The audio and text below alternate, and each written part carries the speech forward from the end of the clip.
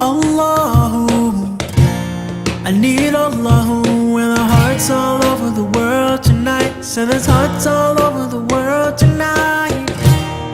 What can I do? I need Allahu, and the hearts all over the world tonight. So there's hearts all over the world tonight.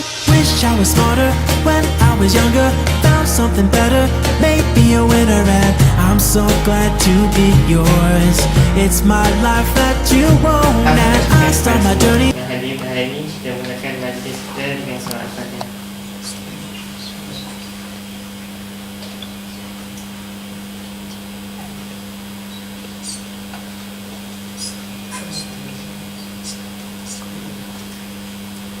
Ada masa saya akan mengasih kepada saya. Assalamualaikum warahmatullahi wabarakatuh. Alhamdulillah, wassalatu wassalamu ala Rasulillah. Allahumma faqihna fid-din wa 'allimna tawfiqan as-siratal mustaqim. Rabbana zidna 'ilma warzuqna fahma, amma ba'd. Yang saya kasihi teman-teman pensyarah dan yang kita muliakan seluruh mahasiswa dan mahasiswi, bersyukur kita kepada Allah SWT selepas kita terpisah dalam beberapa minggu sejak daripada kami di Padang Umrah, dan sepatutnya pada pertemuan yang lalu saya juga tidak dapat hadir, dan Alhamdulillah Allah SWT mentakdirkan hari ini kita bertemu. Moga-moga majlis ilmu seperti ini menjadikan kita sentiasa terikat dengan Al-Quran, dan apabila kita terikat dengan Al-Quran, kita terikat dengan kalamullah, bicara dan perkataan Allah. Dan suatu yang unik apabila kita berinteraksi dengan Al-Quran, ia menyebabkan kekuatan kerohanian kita bertambah. Tapi tidak setakat itu juga, ia menyebabkan kekuatan minda kita juga bertambah. Kerana Al-Quran ini bukan hanya menekankan aspek kerohanian, walhal setiap hurufnya itu memberi kekuatan kerohanian kepada kita. Tapi waktu yang sama, Al-Quran ini juga membuka minda kita untuk berfikir, untuk tadabbur, dan malah memberikan kepada kita ilmu, petunjuk yang boleh kita gunakan untuk Al-Furqan, menyebabkan kita dapat membezakan yang mana al-haq, yang mana batil, yang mana baik, yang mana tidak baik, yang mana lebih utama, yang mana terletak kedua, ketiga. Ia semua adalah merupakan satu kehebatan, dan bagi mereka yang mengkaji dari sudut ilmu linguistik, sautiah dalam bahasa Arab, ia juga adalah merupakan, kalau kita berinteraksi dengan Al-Quran, menyebabkan rongga-rongga anggota yang berada di bahagian muka kita ini akan bergerak. Dengan kita menebalkan pada ketika menyebut roh, tebalkan roh, kita nipiskan ri, dia akan menyebabkan seluruh otot-otot pada wajah kita bersenam. Bila kita menyebutkan huruf-huruf latawiyah, huruf latawiyah ada 3 kan? Apa tu huruf latawiyah? Huruf yang apabila kita sebutkan tu, kita kena jentikkan sedikit lidah di bahagian gigi depan dalam. Contohnya apa? Huruf ta, huruf zal, dan huruf dha. Contohnya minal zalimin, dha kita kena jentikkan zalimin. Salatah, dalam bahasa Arab talaja, kita kena jentikkan. Ini contoh-contoh yang saya katakan bahawa ya, tadabbur, berinteraksi dengan Al-Quran ini memberi kekuatan kerohanian, memberi kekuatan latihan minda, memberi tambahan-tambahan yang kita katakan dari sudut ilmu linguistiknya, segala-galanya terlalu hebat pada Al-Quran. Dan sebab itu kelas tafsir ini kita cuba memanfaatkannya daripada sudut-sudut yang pelbagai. Moga-moga memberi kekuatan kepada kita semua.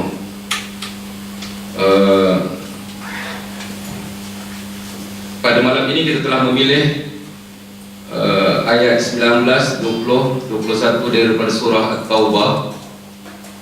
Saya memilih ayat ini kerana, terutama khususnya bahagian ini, kerana ayat ini dimulakan dengan soalan.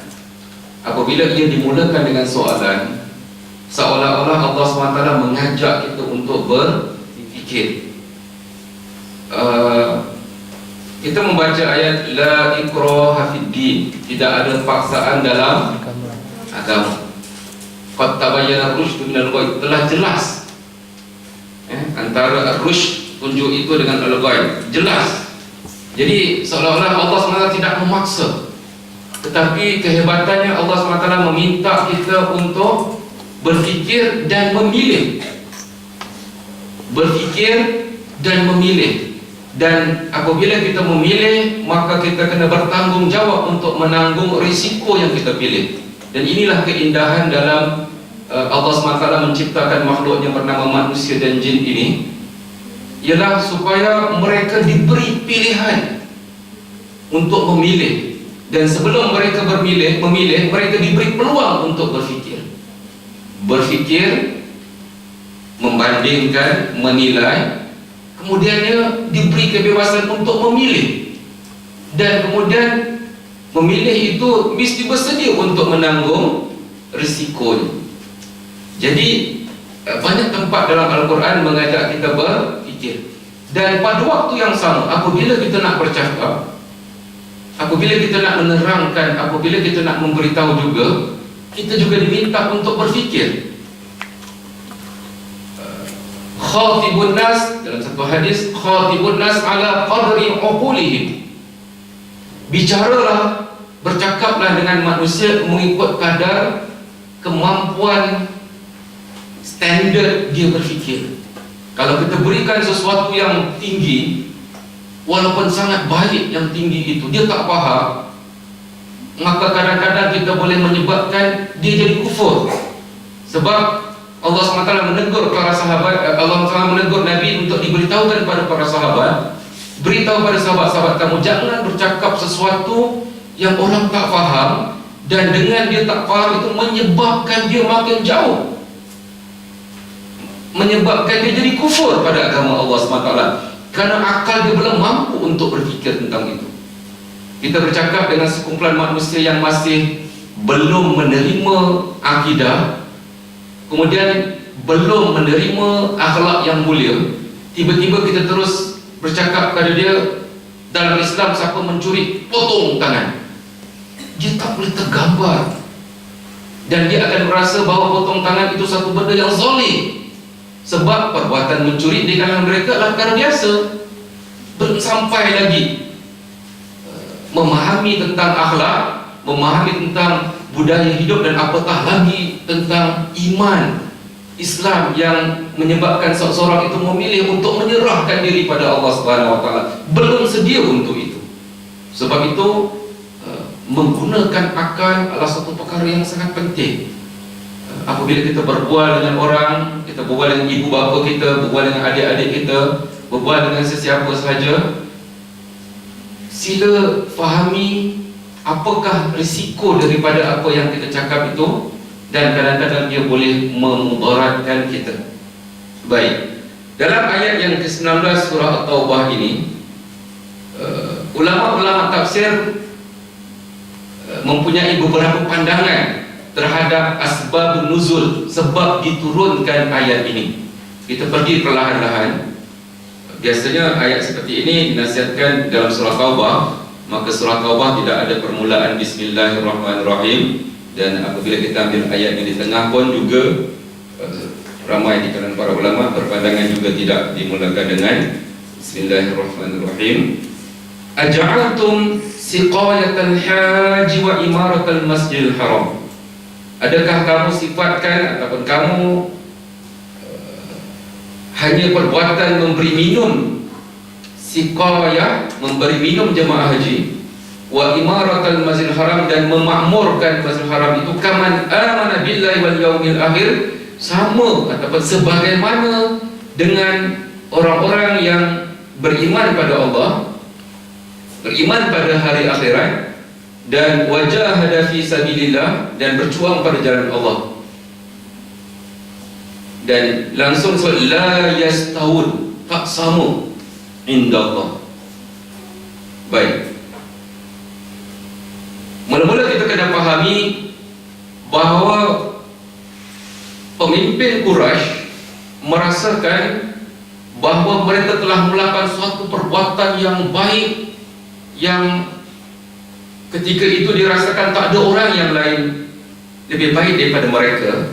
Kerana bagi penduduk semenanjung tanah Arab, mereka merasakan Kaabah itu sebab kerana mereka adalah sebahagian daripada peninggalan agama Nabi Ibrahim alaihissalam. Mereka merasakan bahawa pemusatan ibadah, iaitu setiap tahun mereka kena pergi untuk menaikkan haji seperti hari ini, dan haji itu adalah merupakan satu benda yang besar, betul. Dan juga Kaabah itu adalah peninggalan agama Nabi Ibrahim, dan sesiapa yang menjaga Kaabah itu adalah merupakan satu perbuatan yang sangat mulia pada ketika itu. Dan bukan hanya menjaga Kaabah, menukar kelambu Kaabah, apabila Kaabah roboh mereka lah yang menjaga dan sebagainya. Malah tetamu-tetamu yang datang buat haji, memberi makan dan minum, ini terkenal dengan karamah, pemurahnya orang-orang Mekah. Dan dahsyatnya pemurah mereka itu, sebagaimana yang pernah saya sebutkan, pernah pemimpin Quraisy ini mengharamkan, maksudnya tidak benarkan jemaah haji yang berhimpun ke Arafah sebelum itu, tidak dibenarkan untuk menghidupkan kayu api. Maksudnya mereka tidak dibenarkan memasak, kerana urusan makan dan minum ditanggung penuh oleh pemimpin-pemimpin Quraisy. Menunjuk pemurahnya orang-orang Arab Quraisy ini. Mereka dengan kabilah-kabilah mereka bergabung, melayan setiap jemaah haji, mengatur, mengurus urusan minum. Siqayatul hajj wa imaratul masjidil haram ini juga diumpamakan memberi minum kepada jemaah haji dan mengurus, mentadbir urusan-urusan masjidil haram ini, juga merupakan, kalau kita lihat, termasuk as-siyanah wal wiqayah, maintenance dan juga mempertahankan, menjaga yang urusan-urusan yang dikatakan tadi begitu besar. Nah, ulama tafsir ketika membicarakan tentang ayat ini, dia mengajak kita untuk melihat asbab nuzul, sebab-sebab diturunkan ayat itu. Dan sekumpulan daripada ulama-ulama tafsir itu mengatakan bahawa ayat ini, aja'antum, adakah kamu menganggap bagi minum jemaah haji dan memakmurkan Masjidil Haram ini, aja'antum, kamu itu, apakah kamu mengumpamakan, menyamakan, kamu itu, adakah ayat ini Allah SWT sedang bertanya kepada orang-orang beriman, orang-orang Islam, ataupun ayat ini ditujukan kepada orang-orang bukan Islam, pemimpin Quraisy? Okey, ada dua pandangan. Pandangan yang mengatakan, yang pertama, khitab ini, maknanya bicara ini ditujukan kepada orang-orang Islam, sebagaimana dikeluarkan oleh Imam Muslim dalam sahihnya, Abu Dawud, dan juga beberapa sumber-sumber seperti Ibn Hibban dan sebagainya, ulama tafsir lain mengatakan bahawa beberapa orang sahabat seperti Nu'man Ibn Bashir, ketika diduduk menunggu Rasulullah SAW untuk datang, ketika nak masuk waktu solat, menunggu kedatangan Rasulullah, mereka duduk dekat mimbar, dekat saja dengan rumah Rasulullah SAW. Mereka berbual-bual, dan antara perbualan mereka, mereka bertanya sesama mereka, berbual sama mereka, apa amalan yang terbaik yang mereka nak kerjakan. Lalu sebahagian daripada mengatakan bahawa sekiranya aku diberi peluang untuk beramal, aku sangat bercita-cita untuk memberi minum kepada jemaah haji, memberi makan kepada jemaah haji, memberi layanan kepada orang-orang yang menunaikan ibadah haji. Dia mengatakan, aku bercita-cita untuk buat begitu. Dan yang seorang lagi di kalangan sahabat itu mengatakan, tidak, aku pula merasakan bahawa yang paling besar sekali ialah berjihad pada jalan Allah SWT. Pergi haji Maknanya mereka mula membanding-bandingkan dua ibadah yang besar, haji dan jihad itu. Lalu Sayyidina Umar mendengar perbualan itu. Lalu ketika Sayyidina Umar menegur mereka, la tarfa'u aswatakum inda mimbar Rasulullah sallallahu alaihi wasallam. Jangan kamu tinggikan suara ketika berbual dekat mimbar Rasulullah. Ini kerana dekat dengan Rasulullah dan akan mengganggu orang dalam masjid dan akan mengganggu Rasulullah SAW. Tunggu sahaja Rasulullah sampai, kerana pada hari itu hari Jumaat, dan ketika itu kau tanyakanlah pada Rasulullah, apakah amalan yang terbaik sekiranya kau nak bandingkan tadi antara memberi minum jemaah haji, melayani masjid dengan juga berjihad pada jalan Allah SWT. Lalu disebutkan diturunkan ayat yang sebagaimana yang kita sedang baca ini, ayat 19, aja'altum siqayatal haji wa imaratal masjidil haram, hingga akhir ayat. Baik, sekiranya kita melihat pandangan ulama tafsir yang lain pula, mereka mengatakan bahawa ayat ini ditujukan kepada orang-orang musyrikin pula. Tadi ditujukan kepada sahabat Nabi yang sedang berbuat. Okey, pandangan yang mengatakan ia ditujukan kepada orang-orang musyrikin, iaitu menceritakan tentang Ibnu Abbas. Dalam tafsir ini menyebutkan bahawa ayat ini turunkan kepada Al-Abbas, maknanya bapa dia sendiri, iaitu ketika Abbas ditahan dalam peperangan Badar, menjadi tawanan. Mereka terdengar yang Sayyidina Abbas, kemudiannya kita panggil Abbas, Abbas ini bin Abdul Muttalib ini seolah-olah bercakap dengan sahabat-sahabat Nabi. Dia kata bahawa la in kuntum sabaqtumuna bil Islam, kalau kamu menyangka yang kamu ini masuk Islam lebih awal daripada kami dan kemudian berjihad, sesungguhnya kami pemimpin Quraisy telah memakmurkan Masjidil Haram, bagi makan kepada jemaah haji dan juga menolong orang-orang yang susah di Mekah dulu. Kami lebih melakukan amal lebih baik daripada apa yang kamu buat sekarang ini. Kami lebih dulu buat benda-benda itu. Lalu turunlah ayat aja'altum siqayatal hajj wa imaratal masjidil haram, ayat ini. Seolah ayat ini menemplah apa yang disebutkan oleh Abbas bahawa memberi minum jemaah haji dan juga memakmurkan Masjidil Haram itu lebih baik daripada beriman pada Allah, berjihad dan juga sebagaimana disebutkan berhijrah, sebagaimana disebutkan itu. Jadi ada dua pandangan yang besar. Ada juga satu pandangan yang menunjukkan bahawa ayat ini ditujukan ataupun perbualan antara orang-orang Mekah, Quraisy, orang musyrikin Mekah dengan orang-orang Yahudi. Sebab musyrikin Mekah ini cuba membuat hubungan dengan orang-orang Yahudi, lalu membandingkan, mengajak orang Yahudi, bertanya pada orang Yahudi, antara orang-orang yang mengaku menjadi pengikut Muhammad ini, nak banding dengan kami yang buat kerja macam ni pada Kaabah, mana lebih mulia? Dan orang-orang Yahudi mengatakan, tentulah kamu pemimpin Quraisy, iaitu musyrikin Mekah, lebih mulia daripada Muhammad dan pengikut-pengikutnya yang mendakwa begini-begini. Lalu diturunkan ayat itu. Baik, bagi kita apa sahaja yang disebutkan oleh ulama-ulama tafsir ketika cuba meninjau apakah sebab nuzul ayat ini, ya biarkan mereka begitu. Tapi sekurang-kurangnya kita fokus kepada erti ayat itu sendiri, iaitu Allah SWT mengajak kita berfikir tak sama ya orang yang berjihad dan berdakwah dengan orang yang memberi minum, guru yang mengajar kuliah tafsir. Tak sama. Jazakallah khair. Ya. Soalannya tadi, aja'altum, adakah kamu menyamakan siqayatul hajj wa imaratul masjidil haram ini? Itu yang saya katakan tadi, bahawa Allah SWT sebelum memberikan arahannya, dia mengajak supaya berfikir. Sebelum memberikan keputusan, dia ngajak supaya berfikir. Adakah kamu samakan? Jadi apabila kita melihat dan membandingkan siqayatul hajj, memberi minum jemaah haji dan Masjidil Haram ini, bandingkan dengan sekelompok orang yang beriman pada Allah Subhanahu wa taala. Okey, beriman saja tidak cukup. Kemudian beriman beriman pada Allah tidak cukup, beriman pada hari akhirat dan berjihad pada jalan Allah SWT. Sebab di kalangan para sahabat ketika di Mekah, ada di kalangan mereka yang beriman pada Allah SWT, beriman pada Rasul, beriman pada hari akhirat, tapi bila turunnya peristiwa Isra dan Mi'raj, mereka mula meninggalkan Nabi SAW.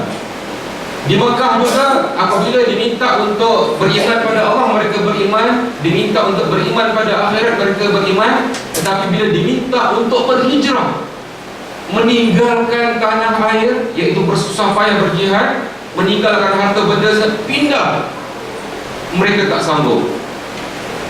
Ada orang yang begitu.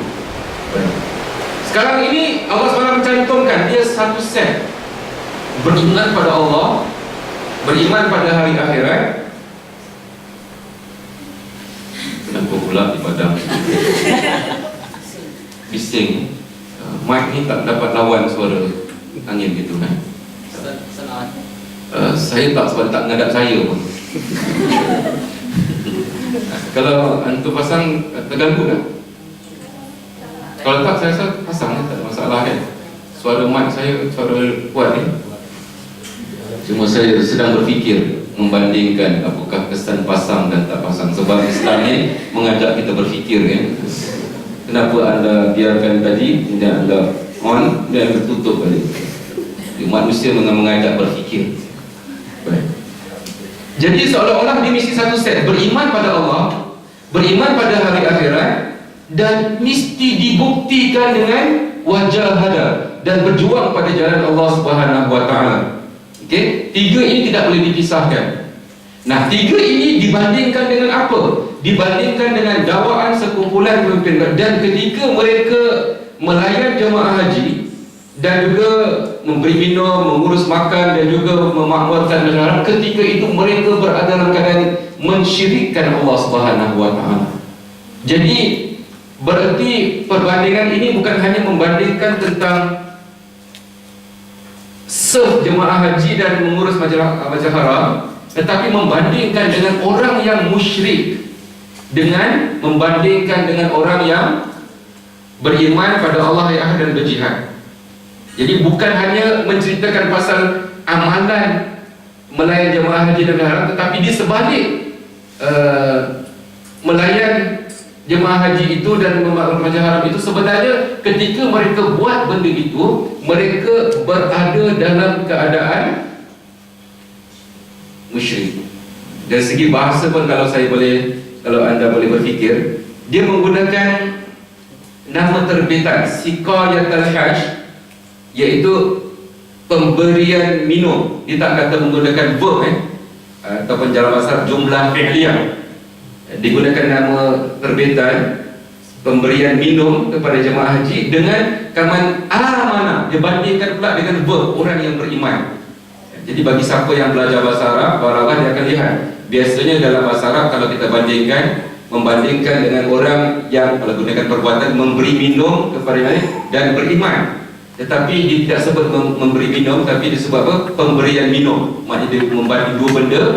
Dan ini akan menyebabkan orang-orang yang mengkaji bahasa akan tertanya, kenapa yang ini isim, yang ini fa'il? Rupa-rupa yang ini isim kerana ketika mereka bagi minum itu ada sebaliknya, iaitu mereka masih dalam keadaan musyrik. Berarti Allah SWT mengajak kita supaya banding, sama ke orang musyrik dengan orang yang beriman, walaupun orang musyrik itu buat benda yang baik. Said Hawa rahimahullah, dalam kitabnya dia mengambil pandangan-pandangan ulama-ulama yang banyak. Akhirnya dia mengatakan bahawa sebenarnya di sana ada kebaikan hasanat, di sini ada keburukan.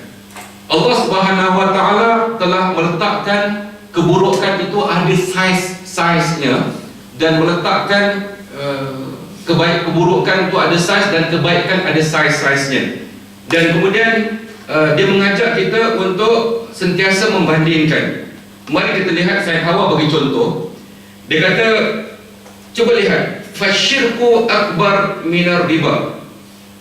Perbuatan syirik lebih buruk dan lebih terkutuk daripada aktiviti riba.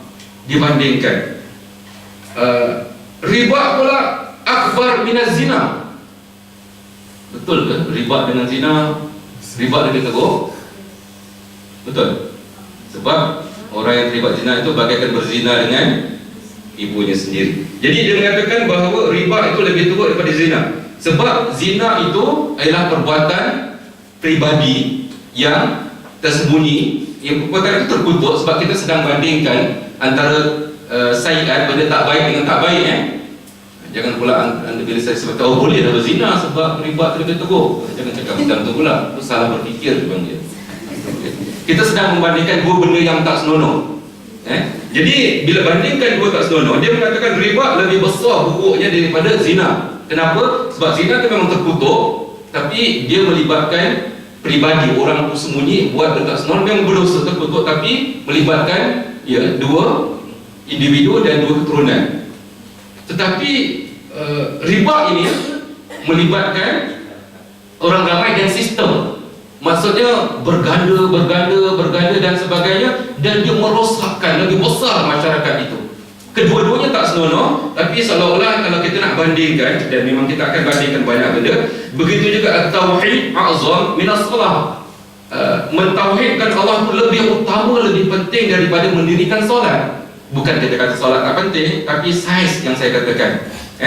Dua benda yang dekat. Jihad afdal minal mujahad. Berjihad itu lebih baik daripada mengurus Masjidil Haram dan seumpamanya. Jadi Said Hawa rahimahullah membawa perbandingan, kerana ramai di kalangan kita nanti bila kita tidak belajar bagaimana cara nak membandingkan itu, akhirnya nanti kita akan dapati ada orang membatalkan ataupun tidak melaksanakan faraid kerana sibuk dengan nawafil, dengan benda-benda sunat. Semayanglah qiyamul lail, tahajud sampai 40 rakaat malam tu, tapi tak semayang subuh hari tu yang sama. Membandingkan tadi sebab kata saya kata bukan pula kita katakan jangan tak payah qiyamul lail, utamakan yang fardu, betul. Tetapi kita nak menunjukkan bagaimana meletakkan keutamaan. Dan begitu juga dengan perkara-perkara yang lain. Allah SWT mengajak, dan kali ini perbandingannya tadi kita katakan khusus antara siqayatul hajj wa imaral Masjidil Haram tadi dengan beriman pada Allah, beriman pada hari akhirat, dan berjuang pada jalan Allah Subhanahu wa taala. Ini yang saya katakan cukup menarik apabila dibawa oleh Sayyid Hawa dalam kita melihat ayat yang simple ini. Baik, kesan pada hari ini bila kita memahami ayat ini, sebab itu apabila kita melihat ada orang terlalu memfokuskan perkara-perkara yang dikatakan dia telah buat begini sebab masyarakat Melayu khususnya yang lebih membesarkan majlis-majlis yang saya tak kata salah, tetapi tidak dapat nak membandingkan keutamaan. Contohnya bila ada orang meninggal buat tahlil. Buat tahlil bagi saya benda khilaf. Tetapi kalau anda jadi pemimpin masyarakat, anda menghadapi dua pertembungan. Nak pergi tahlil yang buat 7 hari 7 malam tu, 7 malam turut-turut, dengan nak menghadiri usrah, mana nak diutamakan? Sudah, saya tak nak ini supaya anda berfikir dulu. Memang kita akan mengatakan usrah lebih penting, tetapi anda meninggalkan masyarakat kat rumah anda besok bila anda tu, apa pula kesannya? Sebab tu anda kena faham gunakan trik itu. Bila anda tak boleh datang hadir tahlil, sekurang-kurang sebelum majlis tahlil anda pergi rumah dia dulu kan. Jadi seolah dia tahu, anda beritahu anda ada sibuk, sekurang-kurangnya anda beli kuih sikit, hadiah, bagilah makan jemaah yang datang malam, bikin salam semua. Saya tak datang, beritahulah kuih ni saya yang supply, saya yang sponsor, saya pergi usrah. Kan nampak tak kita meletakkan dua, jangan tinggalkan terus. Dan inilah kita katakan bila kita hidup dengan masyarakat, kita kena lihat. Dan ada orang, dia terlalu sibuk dengan kerja-kerja kebajikan. Saya tak katakan kerja kebajikan itu salah, tapi dia tidak terlibat dalam kerja mengubah alam, juga rugi. Sebab kita merupakan ejen-ejen perubahan dalam ummah ini.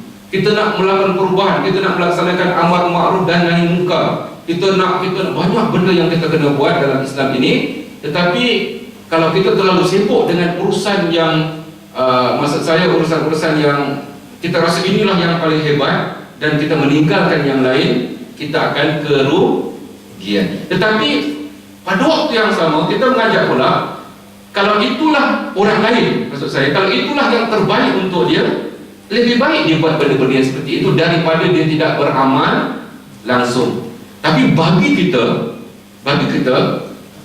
berbeza. Sebab tu setiap orang ada penekanan-penekanannya, dan apabila kita meletakkan penekanan itu, maka inilah keindahan dan kebijaksanaan yang perlu diputuskan. Kita ada adik contohnya, kita nak ajak adik kita terus ikut usrah atau nak ajak dia semayang dulu? Tentu kita akan ajak dia sembahyang dulu. Tetapi bila dia dah mula semayang, katakan dia sibuk nak jaga masjid saja, dan kemudian tentulah kita nak ajak menjaga duduk kat masjid saja ataupun usrah, mana lagi kita nak ajak?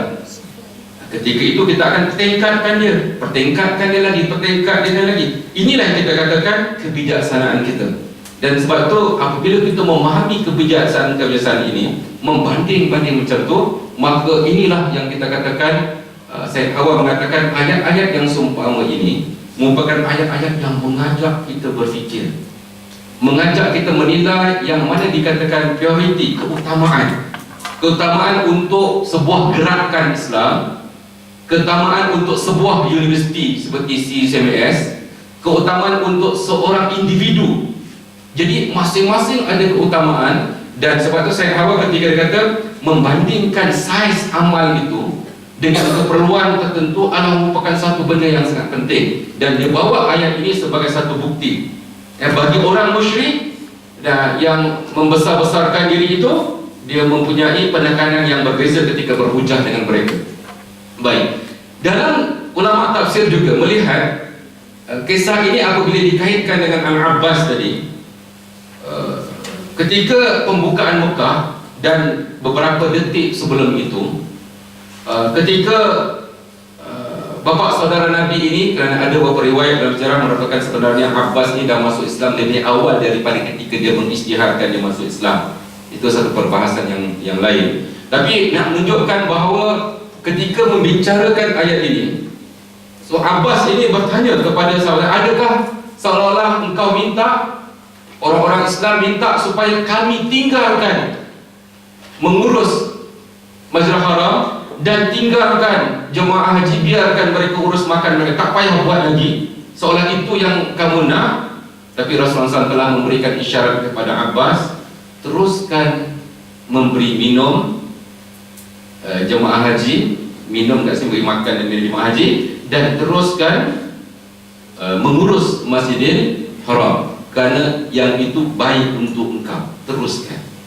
Jadi sekali lagi saya mengatakan, apabila Allah SWT membandingkan sikap yang telah hadir dengan iman Masjidil Haram ini, bukan hanya membandingkan antara perbuatan itu, tetapi membandingkan orang Arab, orang Quraisy ketika itu yang syirik kepada Allah dan nak bandingkan dengan beriman. Tetapi dalam konteks sikap yang telah hadir tadi, teruskan juga, tetapi pada waktu yang sama minta supaya mula beriman, mula bersama. Dan sebab itu hari ini apabila kita lihat dalam suasana di Malaysia ini, agak-agak bapa-bapa saudara kita yang kat kampung, dia pening kepala tak bila melihat orang membanding-bandingkan amal? Pening tak? Tengok di Malaysia, bangunan-bangunan shopping center pun macam masjid, katakan. Islamnya Malaysia ini sampai bangunan pun macam masjid. Itu syiar, dia kata kan. So kita pun akan cakap, adakah kita nak banding ajaran tu? Adakah kamu nak samakan membina bangunan-bangunan kubah macam masjid sama dengan orang yang bawa usrah dan juga nak banding macam tu lah. So maksud saya tadi, ya betul, amal-amal yang ada ini kadang-kadang mengelirukan. Sebab ya, kalau kita lihat, pemerintah juga yang membuat benda-benda yang baik, tapi pemerintah juga ada juga buat benda-benda yang tak baik. Maka ayat ini sangat penting untuk kita gunakan, membantu untuk menilai. Tetapi bila kita membantu, jangan terus tolak. Sebab apa yang dia buat itu kadang-kadang memang ada kebaikan, dan kita tidak perlu minta untuk meninggalkan. Ini yang kadang-kadang para pendakwah yang tak faham. Bila dia kata bandingkan antara ini, maka ketika itu berhentilah bagi makan minum jemaah haji, berhentilah mengurus Masjidil haram. Tidak. Dia cuma ajak kita banding, dan bila kita banding, yang mana baik teruskan, terima ia sebagai suatu benda yang baik. Ini yang mengajar ummah supaya merasakan bahawa apa yang ada di sekeliling kita adalah untuk kebaikan ummah. Dan bila kita ajak untuk bandingkan, ialah demi untuk memastikan supaya kita masuk dalam arus yang betul. Tetapi benda-benda yang baik itu jangan dibuang, jangan ditolak, dan sebab itu hari ini ummah berada dalam keadaan kerugian kerana kita dilatih untuk berpegang kepada konsep seperti pepatah Melayu,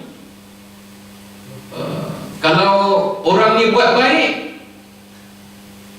kita terima. Kalau dia buat jahat, kita diam-diam. Kalau orang ini buat jahat, kita kutuk. Kalau dia buat baik, kita diam-diam. Faham tak faham ni? Kita ada A, kita ada B. Kita dah memihak pada A. Maka bila kita memihak pada A, semua A buat baik, kita akan apa?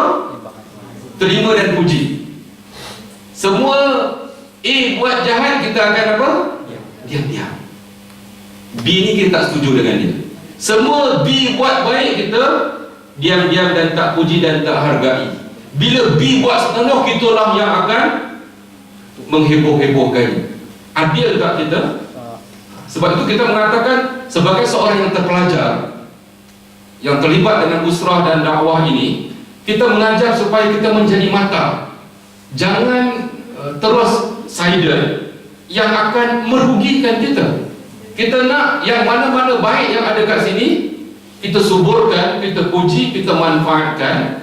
Mana-mana yang baik yang di sini, kita apa? Ambil kesempatan, manfaatkan.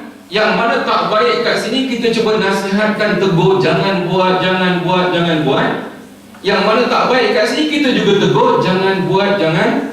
Akhirnya kita menjadi pendakwah yang matang dan bijak. Betul, kita kena bandingkan, kita gunakan ayat-ayat macam ni untuk melihat yang mana batil, jahiliah, yang mana hak, yang mana benar. Tetapi jadilah ummah yang matang, jadilah ummah yang besar melihat, dan akhirnya ia menguntungkan Islam. Dan inilah yang kita cita-citakan, yang mesti ada perbandingan-perbandingan seperti ini yang dibawa oleh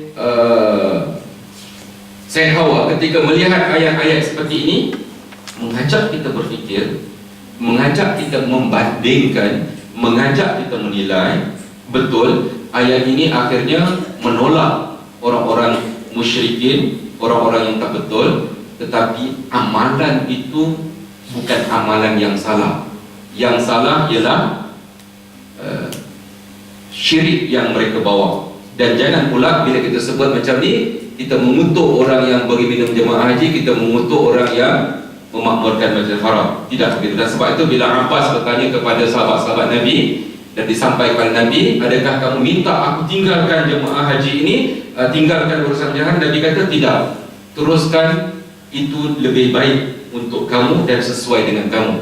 Tetapi jangan sekali-sekali kita cuba bandingkan, inilah yang terbaik daripada beriman pada Allah, lebih baik daripada beriman pada akhirat, dan lebih baik daripada berjihad pada jalan Allah Subhanahu wa ta'ala. Dan dengan ayat-ayat yang seumpama ini menyebabkan kita akan menjadi lebih matang. Alladzina amanu wa hajaru wa jahadu fi sabilillah. Orang-orang yang beriman, wa hajaru, dan berhijrah. Sebab hijrah ini memerlukan pada pengorbanan. Dan wajahadu, dan berjihad. Pengorbanan ini banyaknya apa yang ada pada kita, kita hilangkan. Itu pengorbanan. Tapi jihad, kita memberikan untuk memperkukuhkan sesuatu itu, dia lebih besar lagi. Dia tidak boleh pisahkan antara tadhiyah, pengorbanan, dengan jihad. Tapi jihad dan tadhiyah ini lebih kepada kita kerugian. Kita merasakan rugi, kita kehilangan kerana kita mengutamakan sesuatu. Dalam konteks ini mengutamakan Allah dan Rasulnya, kita akan merasa kehilangan tadhiyah. Dan yang berjihad itu kita memberikan sehingga kita mengorbankan peringkat yang lebih besar lagi. Jadi beriman pada yang kita katakan package tidak boleh terpisahkan. Beriman tidak cukup hanya beriman, dan dia mesti dibuktikan dengan wahajaru. Berhijrah makna berkorban, dan akhirnya wajahadu, dan terus berjihad pada jalan Allah. Dan kita jihad tadi dengan apa? Bi amwalihim wa anfusihim, dengan harta kita, dengan masa kita. Anfusihim ini bagaimana dalam tafsir dalam surah As-Saff yang kita sebutkan, anfusihim ini dengan diri kita. Diri kita ini termasuk dengan apa? Masa kita, kerana masa itu adalah sebahagian daripada kita, sebahagian daripada kehidupan kita. A'dhamu darajatan, begitu tinggi darjatnya indah di sisi Allah. Wa ulaika humul faizun. Kita akan merasakan bahawa bila melaksanakan ibadah ataupun terlibat dengan ibadah haji, besar pahalanya, betul, kerana ibadah yang agak unik. Tetapi sebenarnya kesemuanya itu tidak sama dengan orang yang beriman pada Allah dan orang yang berjihad pada jalan Allah SWT. Kerana orang yang mengerjakan ibadah haji berlazat-lazat ketika menikmati, memandang Kaabah dan sebagainya, itu betul dapat pahala, dapat kekuatan. Tapi itu kelazatan untuk diri dia dan Allah SWT. Tetapi beriman pada Allah dan berhijrah dan berjihad pada jalan Allah ialah satu usaha untuk membina. Sebab Nabi SAW berhijrah ke Madinah bukan hanya bererti hijrah meninggalkan, lari daripada tekanan-tekanan di Mekah, tapi berhijrah itu membawa maksud menerima Madinah, membina Madinah, membangunkan Madinah, dan sehingga Madinah menjadi sebuah negara contoh, negara khilafah, dan ini melibatkan orang ramai. Dan sebab itu agama ini bukan hanya khusus untuk ibadah-ibadah khusus sahaja. Ibadah-ibadah khusus itu akan menyediakan individu untuk dia keluar supaya dia jadi kuat melaksanakan ibadah-ibadah umum yang sangat besar, mengurus negara, mentadbir, mengembangkan dakwah ke kabilah-kabilah Arab yang lain. Ini semua adalah perkara-perkara yang besar, yang kita katakan a'dhamu darajatan indallah, merupakan sangat hebat, azim, sangat besar standardnya di sisi Allah SWT. Wa ulaika humul faizun, itulah orang-orang yang berjaya. Orang yang berjaya, dia beriman pada Allah, dia terlibat dengan amal-amal yang besar yang kita katakan rangkaian yang berkaitan dengan iman ini, iaitu akhlaknya, dakwahnya, tarbiyahnya, dan sampai ke peringkat jihadnya, mengorbankan harta dan sebagainya, yang sangat besar di sisi Allah Subhanahu wa Ta'ala. Jadi saya kira itu dua ayat yang cukup menarik untuk mengajar kita bahawa agama Allah SWT ini agama yang sentiasa mengajak kita untuk membandingkan, dan apabila membandingkan berarti mengajak kita berfikir dan mengajak kita menilai, dan kemudiannya mengajak kita untuk membuat keputusan. Dan apabila kita membuat keputusan selepas kita memilih tadi, maka kita kena bertanggungjawab di atas keputusan ataupun pilihan kita, dan akhirnya yang menanti kita nanti ialah syurga dan neraka akhirnya. Wallahu a'lam. Saya buka kepada perbincangan, soalan dan tambahan. Silakan.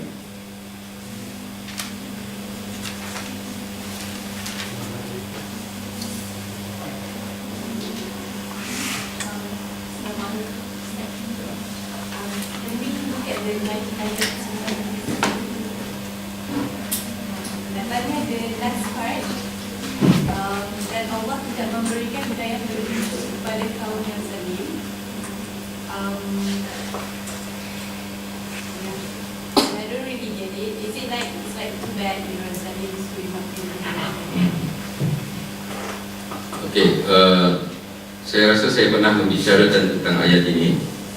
Wallahu la yahdil qaumadh dhalimin, dan Allah tidak memberi hidayah kepada orang-orang yang zalim. Unsur akhaka zaliman atau mazluman, tolonglah saudara-saudara kamu yang zalim dan dizalimi. Sahabat-sahabat kata yang dizalimi kami fahamlah. Seorang yang kuat pukul yang kecil. Siapa yang dizalimi?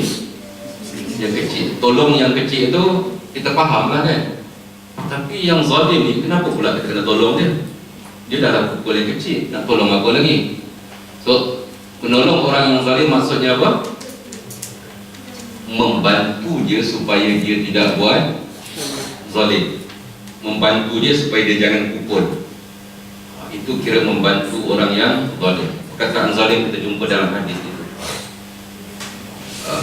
Nabi Yunus alaihissalam bila dia berzikir dalam perut ikan itu, apa zikir dia? La ilaha illa anta subhanaka inni, ya, tidak ada Tuhan melainkan Allah, Maha suci Engkau ya, sungguhnya aku ini terdiri daripada orang-orang yang zalim. Kenapa Nabi Yunus dikata zalim? Sebab disebutkan dia telah melakukan dosa. Apakah yang dikatakan dosa? Yang dikatakan dosa Nabi Yunus itu, kalau nak bandingkan dengan kita, malu kita. Nabi Yunus dikatakan dalam kitab tafsir, dia sebenarnya bukan meninggalkan dakwah. Dia diminta untuk berdakwah pada satu kaum, tetapi dia merasakan kaum itu tak sesuai dan dia nak berdakwah pada kaum lain. Terlintas dia nak meninggalkan dakwah itu, dia telah melakukan satu kesalahan, dan apabila dia masuk dalam perut ikan, dia mengiktiraf kesalahan itu, dia mengatakan dia zalim. Meninggalkan dakwah adalah dikirakan apa? Zalim. So kalau ada di kalangan kita yang terlintas nak tinggalkan dakwah, kita dikira apa? Dah puas aku ikut Usrah ni, jemu betul lah. Masuk tahun 5 ni tak payah lah ikut Usrah, penat daripada tahun 1 lagi ikut Usrah. Terlintas itu dikira zalim. Baik-baik kita telan dengan ikan. Pergi kat terendak dan telan dengan ikan. Baik, perkataan kita jumpa lagi perkataan zalim kat situ. Okey, berarti mencela diri, minta Allah SWT ampunkan kita kerana kita telah melakukan kesalahan itu adalah zalim.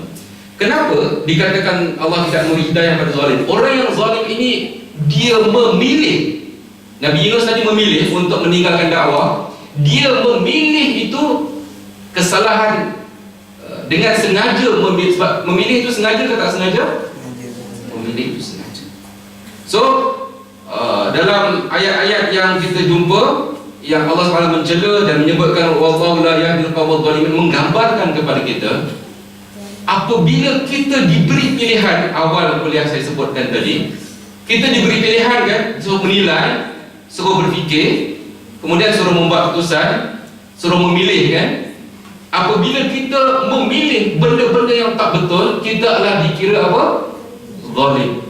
Dan Allah tak akan bagi hidayah kepada orang yang sengaja memilih yang tak betul. Allah hanya bagi hidayah kepada orang yang memilih yang baik-baik. Sebab itu masuk syurga kan, masuk neraka ini saya selalu sebut dulu, pilihan kita ke takdir Allah SWT ke apa ya?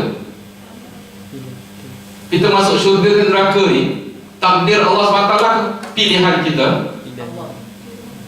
Wah, sudah. Hari itu kita dah bincang ya, panjang kita bincang dulu. Allah SWT telah menciptakan syurga dan neraka. Allah SWT telah tentukan apakah syarat-syarat amal-amal yang boleh kita masuk syurga, betul? Allah dah tentukan amal-amal yang boleh memasukkan kita ke neraka. Lalu Allah bagi kita pilihan. Pilih nak syurga ke nak neraka. Maksudnya apa? Pilih amal-amal yang membawa ke syurga, pilih amal-amal yang masuk ke neraka. Siapa yang pilih amal-amal masuk ke neraka, dia akan masuk ke Allah. Zalim tak masukkan dia ke neraka? Sebab apa tak zalim? Dia yang memilih untuk melayakkan diri dia ke, dan Allah masukkan orang ke syurga sebab amalan dia. Of course, perbincangan lain yang menentukan itulah rahmat Allah kan akhirnya. Tetapi dia yang pilih untuk melayakkan dia ke syurga, lalu Allah lipat kalikan dia untuk dia masuk ke syurga. Jadi dia masuk syurga atas pilihan dia ataupun atas takdir Allah? Pilihan dia, tetapi segalanya berada dalam takdir Allah Subhanahu. Allah SWT tahu ketika dia cipta kita, dia bagi kita kuasa memilih. Dia tahu kita akan pilih syurga ataupun pilih neraka. Itu ilmu Allah Subhanahu Wa Taala. Kita baca tiap-tiap malam surah Al-Mulk, Alladzi khalaqal mauta wal hayata liyabluwakum ayyukum ahsanu amala. Siapa yang akan sebaik-baik amalan? Allah dah tahu hari ini siapa di kalangan kita yang akan pilih sebaik-baik amalan. Lalu Allah SWT akan bagi hidayah kepada mereka yang memilih kebaikan, dan mereka yang memilih kejahatan Allah tak akan bagi hidayah. Kenapa dia tak pilih yang baik? Sebab tabiat agama ini ialah memilih, menilai, dan akhirnya menjadi furqan, membezakan.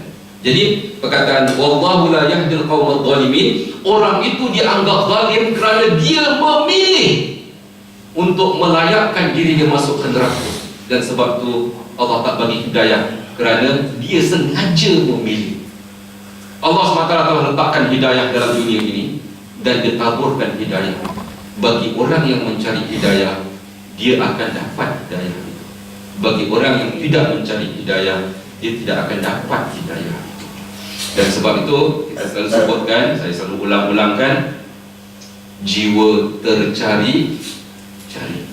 Kita semua dilatih menjadi pemuda yang tercari-cari. Nabi SAW sepanjang dia belasan tahun sampai umur 40 tahun, jiwanya jiwa apa? Jiwa tercari-cari. Sehinggalah ketika di Gua Hira itu dia tercari-cari lagi, dan Allah hantarkan Jibril untuk menemukannya dengan Allah melalui ayat yang pertama itu. Kita semua kena tercari-cari daripada awal muda sampai kita mati. Dalam Fatihah kita baca ihdinas siratal mustaqim, jiwa tercari-cari. Orang yang tercari-cari itu akan mendapat hidayah. Sekali lagi kembali pada soalan tadi, saya jawab panjang. Wallahu la yahdil qaumadh dhalimin, Allah tak akan bagi hidayah kepada orang yang zalim. Kerana kenapa kita namakan dia zalim? Kerana dengan sengaja dia memilih untuk tidak bersama dengan kebenaran, dan sebab itu nama zalim, dan Allah tak akan bagi hidayah kepada dia. Allah hanya bagi hidayah kepada orang yang memilih untuk mencari kebaikan itu. Adakah terjawab soalan? Ya. Pak, ada mau tambah? Profesor kita yang kita kasih, silakan bagi mic pada dia. Tak sah kalau Bapak tak tambah. Assalamualaikum warahmatullahi wabarakatuh. Karena diminta, jadi saya bolehlah bahasa Jawanya cawe-cawe. Tadi memang betul kita harus memilih, tetapi memilih tentu harus ada batas waktu. Nah, di sini di ayat nomor 2 disebutkan bahwa sebetulnya at-taubah itu adalah pernyataan pemutusan ikatan janji antara Allah dan Rasul terhadap kaum musyrikin yang sebelumnya sudah berjanjian. Lalu dikatakan bahwa diberikan waktu selama 4 bulan untuk memutuskan. Ayat nomor 2, Pak. Nah, itu satu. Yang kedua, kalau boleh saya menambahkan, saya mau izin, kenapa tidak dimulai dengan bismillah? Karena tafsirnya bahwa surat Bismillah itu adalah mengandung arti damai. Sedang surat ini adalah pengumuman perang total sesudah pemutusan hubungan perjanjian dan musyrik, para musyrikin.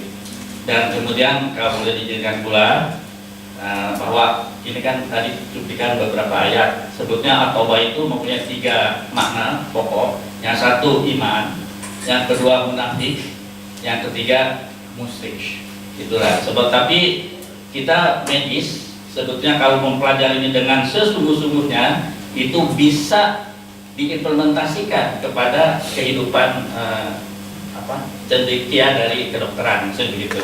Jadi kalau misalnya Bapak Ustadz yang ahli dalam masalah Quran ini, lalu kita mempelajari Quran dan mengimplementasikan di dalam sains kedokteran, itu akan mencapai kesempurnaan. Itulah yang saya maksud, kalau boleh, karena saya diminta. Terima kasih. Assalamualaikum warahmatullahi wabarakatuh. Pengembangan ya.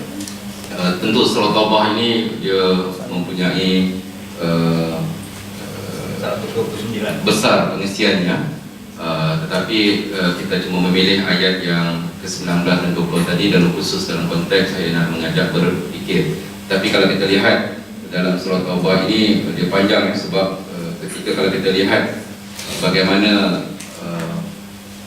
surah ini diturunkan, yaitu apabila Allah SWT, bila Rasulullah SAW telah buat perjanjian selepas pembukaan Mekah, seolah-olah masih membenarkan lagi orang-orang yang musyrik, sebab Islam ini tidak paksa mereka. Sebab Fathul Mekah, orang-orang musyrik dah tak pegang lagi mereka menyerahkan diri dan Rasulullah tak paksa mereka masuk Islam, dan Rasulullah masih membenarkan mereka lagi untuk berada dalam Mekah.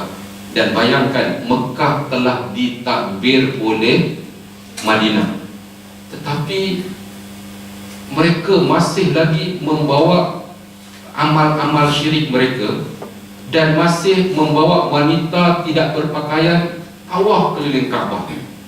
Dan kalau hari ini saya percaya hujah ini digunakan oleh beberapa orang, beberapa kumpulan yang tertentu, bahawa menunjukkan bahawa Islam ini tidak boleh drastik.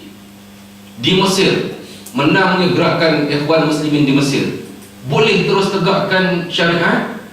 Malah mereka mengatakan bahawa kami belum bersedia untuk mengambil alih negara, walaupun revolusi telah memihak kepada rakyat. Dan walaupun dah menang dalam pilihan raya, mereka masih mengelak lagi untuk menegakkan syariat. Kenapa? Kerana penegakan syariat itu perlu berperingkat-peringkat. Dan sebab itu apabila Islam telah berjaya mengambil balik Mekah, Nabi tak terus robohkan ataupun halang orang-orang, tapi Nabi bagi proses tempoh yang tertentu. Dan sebab itu bila musim haji pada tahun selepas pembukaan Mekah, Nabi tak pergi haji. Sebab kalau Nabi pergi, orang akan perlekeh, sebab orang musyrik masih ada lagi. Tapi tahun berikutnya ayat ini diturunkan untuk memutuskan. Sebab apa? Orang-orang musyrik ini telah melanggar perjanjian yang telah dibuat ketika pembukaan Mekah itu. Dan sebab itu Allah turunkan ayat ini dan bagi mereka tempoh untuk 4 bulan seperti yang disebutkan tadi. Dan sebab itu ayat ini terlalu tegas dan terlalu garam. Dan sebab itu tidak ada, sebagaimana disebutkan, tidak ada Bismillahirrahmanirrahim. Panjang kisah ayat ini. Dan saya satu masa nanti bila saya dah habis beberapa ayat-ayat potongan, saya akan pergi masuk kepada tafsir surah. Dan mengambil tafsir surah ini, dia terpaksa lebih berfokus. Sebab saya percaya bila saya memilih tafsir mengikut surah, nanti kita akan lost. Sebab apa? Anda bukannya kuliah syariah yang akan duduk sampai habis. Anda akan datang touch and go saja dengan saya. Bila nak datang, tak datang. Jadi saya lebih suka poin-poin malam ini habis kat sini saja, tak bersambung pada akan datang. Kalau tak, nanti semuanya akan, sebab berbeza. Kalau saya mengajar di kuliah syariah, saya akan fokus kepada keseluruhan apakah konsep-konsep dan surah Taubah, dan ia panjang sebagaimana yang Pak Ustaz sebutkan tadi. Jadi poin yang saya nak tekankan kat sini iaitu kita melihat petikan-petikan ayat ini untuk mengajar kita berfikir. Dan sebab itu bila kita berfikir, kita membuat decision, membuat keputusan, dan keputusan itu akan dipertanggungjawabkan oleh Allah SWT di akhirat nanti. Wallahu a'lam. Betul? Dia dengar. Ya. Ini tentang soalan statement tentang Ustaz tadi, tentang kebaikan pada umum dengan kebaikan pada diri sendiri kan. Yang ni saya nak cakap tentang pengalaman saya baru-baru ni. Kami tentang orang yang dia tak masuk Islam. Kan ada satu ayat tu, Islam itu agung, tidak akan ia dibomnikan oleh orang agung, maka jadilah kamu orang agung. Dan bagi saya bertemu banyak orang yang agung, tapi dia bagi saya, kenapa bagi saya apa yang saya tak rasa soalan ni boleh dijawab dalam masa beberapa minit, tapi something yang mungkin untuk masa depan. Satu, apa definisi agung tu, dan kedua, macam mana nak mendekatkan diri untuk menjadi yang agung. Tentang pengalaman saya, sebab macam zaman Rasulullah dulu kan, orang banyak masuk Islam sebab Rasulullah ni baik dengan orang yang kafir semua tu kan. Dia bagi roti semua tu, walaupun tu musuh dia. Tapi yang pengalaman saya ni, baru ni saya pergi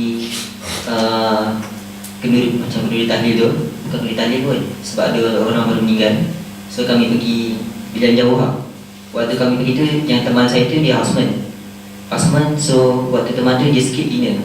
Lepas tu dia yang drive, saya naik kereta dia. Dia skip dinner, lepas tu saya skip breakfast. Saya je bawa 2 kotak, dia minum satu, saya minum satu. So bila sampai tu kan ada majlis simple untuk makan tu. Makan tu saya dengan adik saya tengok macam ayam tu sikit. So kita orang, walaupun kita orang tak breakfast sangat, kita tak lunch, so kita orang just ambil ayam tu, kita orang ambil 1/3, kita orang kongsi 2. Lepas tu yang macam kita orang macam benda tu dah bagus kan. Yang kawan saya yang semen ni, walaupun dia tak masuk Islam, dia tak semayang tu. Lepas tu bila saya tengok pinggan dia licin, saya tanya, macam macam mana pergi tulang dia kan. Rupanya dia ambil kulit ayam. Walaupun dia tak dinner, dia tak breakfast dengan ni. Lepas tu bagi saya rational saya tak ambil tu, sebab keluarga yang pergi tu orang susah. So macam tengok ramai datang, so macam kita orang tak nak orang tu kena masak baru, ayam baru macam makan duit dia lah. So parents saya bagi keluarga yang meninggal ni bagi sikit duit lah. Yang laki ni pun saya tahu confirm dia bagi, cuma dia tak beritahu lah. Bagi saya macam mana orang macam ni, dia bagi saya, pada pandangan saya dia lah orang yang go. Sebab macam tu. Macam ni lah. Terima kasih. Moga-moga anda faham soalan itu. Mic kita tak ada ke? Ada orang pasang timer ke? Ada bunyi kan? Baik. Bismillah. Tak ada boleh cek? Maksud saya Tak, aku saya faham. Saya mengharapkan orang lain faham. Baik, sebenarnya Islam ini satu agama yang indah. Setiap orang akan berbangga dengan setiap orang akan berbangga dengan nilai-nilai yang ada dalam Islam ini. Dia berbeza antara satu sama lain. Sebab itu apabila sahabat-sahabat Nabi bertanya pada Nabi SAW tentang apa yang terbaik dalam amalan ini, jawapan Nabi berbeza-beza pada satu tempat. Kalau masih ingat yang saya bandingkan tentang cuka itu kan, masih ingat lagi? Nikmat ta'am al-khal dan bi'sat ta'am al-khal. Sebaik-baik makanan adalah cuka, seburuk-buruk makanan adalah cuka. Para perawi hadis merasa kebingungan. Tengok hadis ini, satu martabatnya hampir sahih, yang satu pun hampir sahih. Nabi kata sebaik-baik makanan cuka, seburuk-buruk makanan cuka. Macam-macam lah mereka berpencak silat. Ada yang mengatakan barangkali untuk orang yang sakit tertentu sesuai makan cuka, bagi orang yang tak tertentu tak sesuai makan cuka. Mereka membahaskan macam-macam kan. Tapi alhamdulillah para perawi hadis mengkaji, akhirnya mendapati bahawa Nabi menyebut hadis itu di dua tempat yang berbeza. Satu, Nabi pergi rumah orang, sebab Nabi tabiat dia suka ziarah dan selalu dia beritahu nak ziarah orang. Jadi satu hari dia pergi, lepas masjid dia pergi ziarah orang yang paling nak pergi ziarah rumah orang yang paling miskin sekali. So orang berkata, ya Rasulullah jangan datang rumahku tak ada apa, aku malu. Rasulullah kata nak datang juga. So dalam keadaan berat dia terima Rasulullah dan sahabat-sahabat yang datang. Rasulullah datang bawa sahabat dia. Bila Rasulullah pergi, Rasulullah tanya, takkan rumah kau tak ada cuka? Seburuk-buruk rumah orang Arab ada cuka, macam kita lah asam garam itulah, kicap ke apa kan. So dikeluarkan cuka. Kemudian Rasulullah, takkan rumah kau tak ada roti-roti yang dah kering? Sebab roti bila kering jadi macam biskut, jadi ya, boleh dimakan. Rasulullah ambil biskut tu, ketuk-ketuk, cicah dekat cuka, Rasulullah makan. Dan Rasulullah kata, nikmat ta'am al-hal, sebaik-baik makanan adalah cuka. Sahabat yang tu masuk, suka dia kan. Ada sahabat yang lain tengok, lepas tu bila sampai Rasulullah pergi rumah orang yang kaya, gilirannya pula sahabat tadi tu dia tahu hadis itu, lalu disediakan roti yang lembut, daging, buah-buahan, banyak makanan dihidang ketika Rasulullah pergi rumah dia. Dan disediakan semangkuk cuka. Rasulullah tanya, ni apa? Dia kata cuka. Rasulullah, bi'sat ta'am al-khal, seburuk-buruk makanan adalah cuka. Jadi apa yang kita faham kat sini? Bahawa indahnya Islam ini, Rasulullah juga mengambil kira orang yang dia pergi itu nak jaga hati. Okey, sebab indahnya Islam itu. Dan ya, bukan berarti Rasulullah menipu dan bukan berarti dualisme. Inilah memang ada rahsianya itu yang kalau kita lihat. Nah, begitu juga dalam konteks yang tadi, kita tidak boleh bandingkan amalan. Sebab apa? Kita kena tengok suasana orang itu, kemampuan akal orang itu. Kadang-kadang orang itu melepaskan anjing yang tersepit pun dia dikira sebagai apa? Amalan yang mulia, sebab membantu binatang. Belas dan kasih daripada binatang. Kadang-kadang akhirat esok lebih mulia daripada orang yang ikut usrah tapi tak ikhlas. Apa dia? Orang yang ikut ikhlas tapi tak ikut usrah. Orang yang ikut usrah tapi tidak ikhlas. Hari-hari dia ikut, tiap minggu ikut usrah, tiap minggu dia mengeluh kan. Wah, leceh, puasa pergi, kau tak pergi tu orang kata apa pula, ada kawan kata aku dapat paling tadah. Akhirnya dia pergi juga tiap hari kan. Maknanya yang kisah yang saya bawa masa simple kan, saya nak menunjukkan bahawa kita jangan menyangka amalan kita paling baik hari-hari kita, tetapi bagi mereka itu kemampuan yang ada pada mereka, itu amalan yang terbaik untuk mereka. Tetapi amalan, kalau kita buat saja amalan itu, kita tidak dikira terbaik untuk kita. Sebab apa? Kita perlu meningkatkan amal kita lagi, meningkatkan amal kita lagi, tingkatkan amal kita, dan kita hargai amal orang lain yang sesuai dengan kita. Kalau Abbas tadi sesuai untuk jaga Masjid Haram dan itu sesuai untuk dia, tak apa, teruskan. Tetapi untuk kita bukan itu. Untuk kawan-kawan besok bila anda dah grab, besok melihat orang pergi umrah ulang 3 kali 10 tahun 3 kali umrah itu sesuai untuk dia. Tapi untuk anda jangan, sebab anda tahu bahawa mengulangi umrah banyak kali bukan satu benda yang sunnah. Tapi untuk dia bagus sebab dia kaya dan dia tak reti nak belanja duit untuk apa. Maka itulah yang terbaik untuk dia, amalan untuk dia. Tapi untuk kita tidak. Jangan pula kita hina orang pergi umrah. Apa pergi umrah banyak kali kan dapat pahala. Jangan pandai-pandai untuk jadi malaikat menghukum amal orang lain. So macam tadi kita katakan, orang tadi dia sanggup berjuang, dan itulah yang mulia untuk dia. Orang yang berjihad untuk Palestin, orang yang berjihad untuk, itulah amalan yang terbaik. Dan kita hari-hari kena tingkatkan. Dan jangan perkecil amal orang lain. Tetapi jangan kita ikut orang yang lebih, sebab benchmark kita tengok orang yang lebih tinggi, jangan tengok orang yang lebih rendah. Kalau lebih rendah, dan kalau ikut aku dengan dia, aku dah layak dah masuk syurga, cukuplah setakat ini. Tidak, kita kena tengok orang yang lebih atas lagi, lebih atas lagi. Wallahu a'lam. Jam telah menunjukkan pukul 9 subuh. Maka saya punya prinsip kita, silakan bagi mana mic pada saya. Paksa doktor datang. Tak apa, tak apa. Saya nak keluar banyak kursi lah, ada pasal. Padahal tu lagi banyak kursi. Jihad. Semoga kuat betul. Okay, Ustaz, saya cuma terpanggil untuk nak jawab sikit adik tu punya soalan. Adik apa? Cucu agaknya. Macam ni, bagi saya lah kan, kalaulah kawan tadi yang housemate tadi tu kan, dia ada kebaikan dalam diri dia tu, kalau dia demonstrasi mungkin dia 10 kali lagi baik, mungkin lah kan.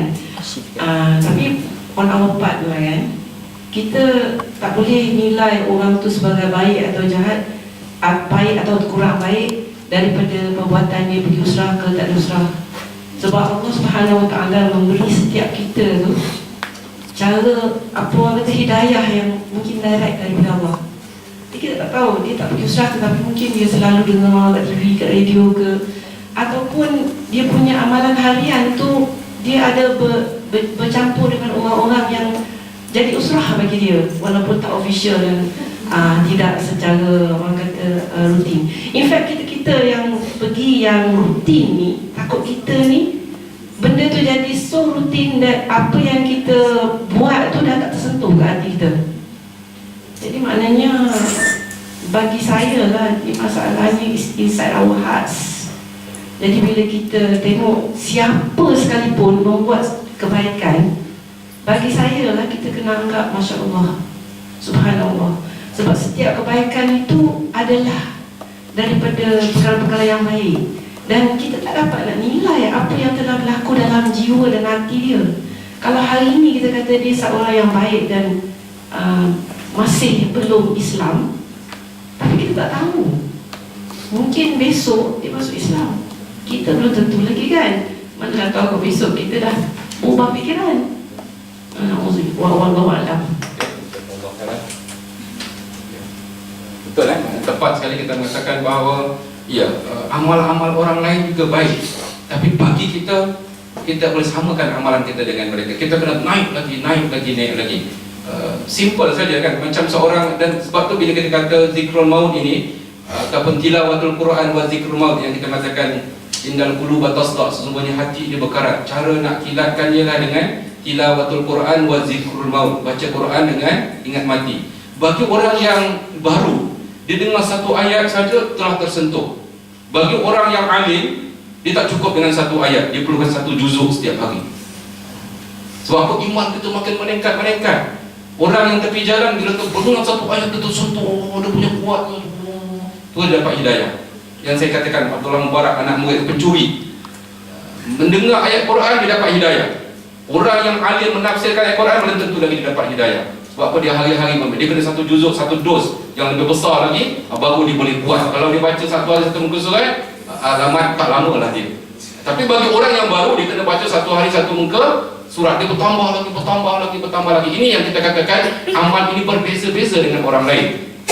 Joke yang saya buat pada malam penutup oleh Rasul kan, masih ingat joke tu? Pemandu bas dengan ustaz yang mengajar kuliah tafsir. Okay? Ustaz tu dia ceramah sana mengingatkan orang, tapi sebenarnya dekat akhirat orang tak rasa dia mengingatkan Allah. Orang lebih rasa pemandu bas yang tak niat pun nak mengingatkan orang pada Allah, tapi oleh kerana pemandu bas tu bawa laju, dia brake tu orang kat dalam tercampak, astagfirullahaladzim, astagfirullah, la ilaha illallah, brake lagi, la ilaha illallah, brake, astagfirullah. Dalam bas tu penuh dengan zikir. Sebab tazkirah daripada pemandu tadi. Walaupun dia tak niat nak pergi tazkirah dalam bas itu. Yang ustaz kali hari-hari buat kuliah, buat tafsir, dia tak perasan yang dia sedang buat tazkirah. Jadi berarti nak menunjukkan Allah ini yang akan kita masuk syurga esok bukan kerana amal kita yang akan masuk kita memasukkan kita syurga, lah kenapa? Rahmat Allah. Dan kita orang yang dapat rahmat ini bila kita ikut usrah. Agaknya kalau kita berhenti ikut usrah, rahmat Allah tak datang pada kita.